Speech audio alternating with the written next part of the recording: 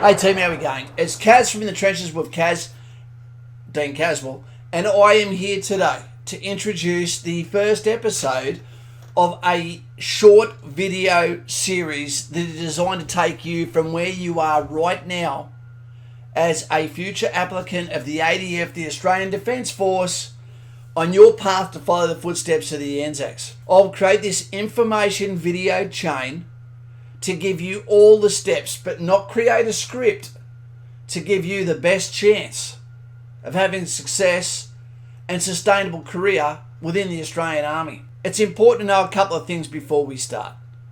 Before you make the phone call to go into the U session, followed by the assessment session, and then the practice PFA, regardless of male or female, these are the steps, the gates you need to pass before you have a uniform on your back and a silly haircut. It is important to know a few things about yourself. You need to prepare. You can't go in and wing it. You can't go in and cuff it. You can't bullshit your way through. The U session is the first necessary step. The first time that the rubber meets the road, the first time you meet a uniformed or non-uniformed individual who is there to take you for an attitude test. The rubber meets the road, the first interview to see if you are a green light, ready to go applicant, or someone that needs some more work or never need reapply. There's some things you need to know about yourself. One of those, for starters, education. Do you have the minimum standard required, which is a pass in English and or maths at the level of year 10? Do you have tattoos on your hands, neck, face that are visible when you're wearing a collared shirt? Do you have asthma? Not childhood asthma. Do you have asthma? Do you have a history of depression that's been recorded? Do you have a bad back? Are you colorblind? Do you have flat feet? Are you morbidly obese? Are you extremely unfit? Let's face it, the U session is there to disqualify people not to look for the best in you. It is there to give the recruiters the best chance of getting the right people straight up. Some of the things you also need to know are, there is two sorts of the Army, two areas of the Army. There is the fighting guys and there is the supporting the fighting guys. Do you want to be a fighter, which is things like infantry, armoured corps, direct entry special forces? Or do you want to be a supporter and come out with the fantastic qualifications that ADF gives to males and females at the completion of their civilian aligned qualifications? What do I mean by that? Storeman, HAZChem material operator, transport tickets, project management, right? Whether it's even a leader. Maybe you have officer potential. It could be within communication sector as well. You've got all these things. But you need to determine which one that you want to go to, and either one has its own bonuses, rewards, and flaws. Some of the questions you're going to get asked when you go for your U session by a uniform or non-uniform member will be, why do you want to join? And you need to know that answer for starters. Is it because you have a military member in the family? Is it because you have a proud history following the footsteps of the ANZAC through the conflicts Australia's been involved in? Is it because your school was fantastic at pushing forward the customs and traditions through ANZAC Days and Remembrance Day that hit according to you through nationalism and patriotism, that you want to do something completely different to the civilian sector, the last frontier, if you will? Do you want to create a name for yourself, or do you want to build on a legacy that your family has already created because you're proud of your name? Maybe you've had a shithouse family and you want to build a name and break the mold of scumbags of the past. Don't know, but a lot of it falls inside. Don't wait for family and friends to get it. This is your calling, yeah?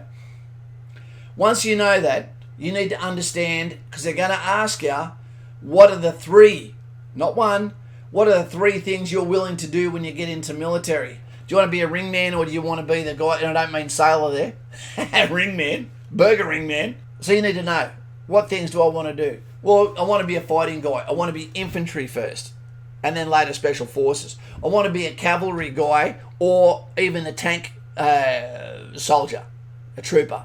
Right? Maybe I want to be 2 commando direct entry, or, like we said before, the other tickets. But they need to make sense. If you go in and go, I want to be dental, working with teeth, I want to be a cook, and I want to be in special forces, they're going to go, this guy's not prepared, come back in 1 year. The other thing you need to look at is your age. If you're 17, because it is a competition, you're competing with other applicants. There's only so many that they take. John West rejects, and they do often. If you're 24 and you don't have criminal conviction, if you have all of the education and you have life experience and you don't have anything that disqualifies you medically, you don't have asthma, you're not colourblind, you don't have flat feet, depression, or a history of drug use or a criminal record, did I say that again?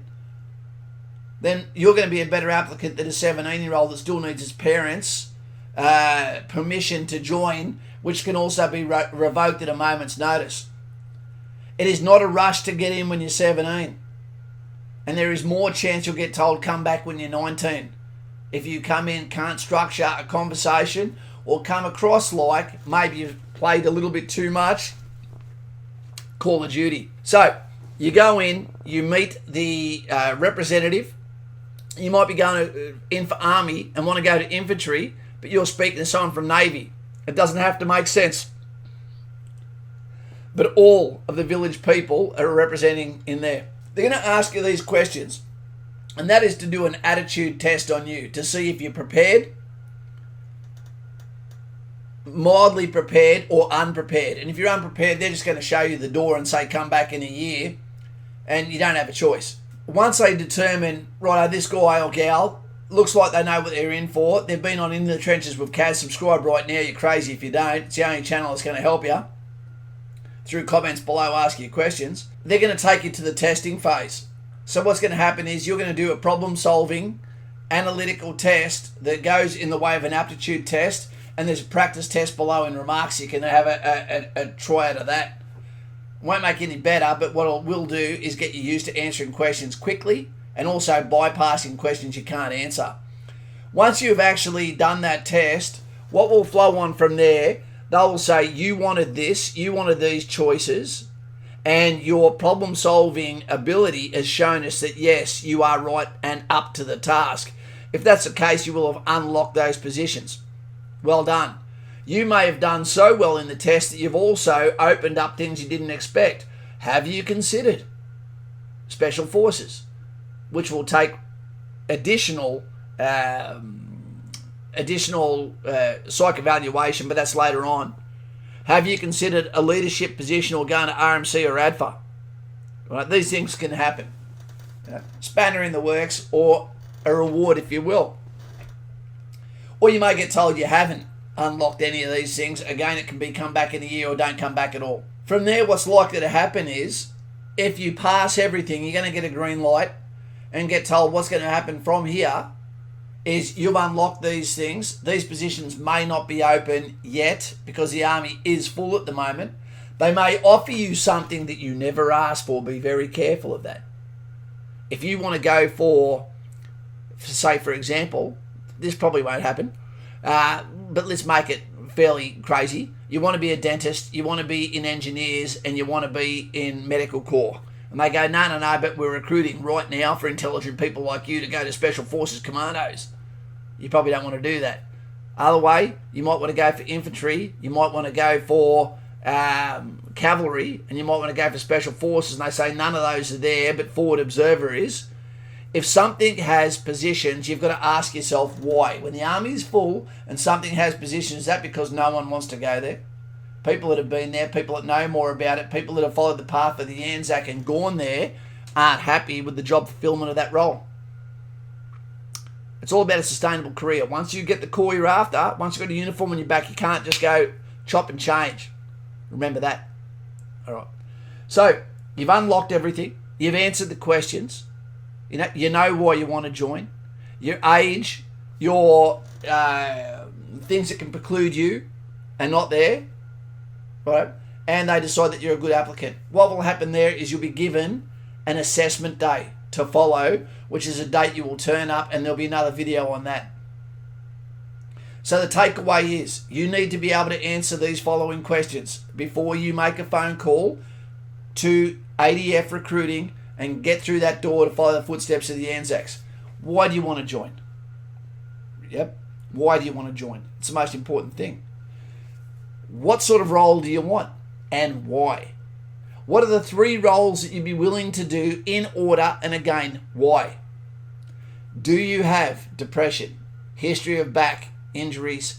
Do you have the education requirements? Are you flat-footed? Do you have asthma? All right. Do you have a criminal conviction? Do you have a driver's license? They're going to ask all these questions. They expect an answer. How fit are you right now? They're not going to make you do push-ups, but I'm not here to give you a script either, but use some common sense and go, yeah, I'm ready to go right now. I understand the beep test is 7.5. I understand that I have to do 30 push-ups. I understand that I have to be able to do 40 sit-ups, or whatever the test may be, and be prepared to answer these questions. Dress well. It is a job interview, but it's a career you're going for. Be the best version of you. I don't care about your hair. We're going to cut that off anyway. But represent yourself and represent your family name, because it matters. This is not a civilian job. This is the last frontier.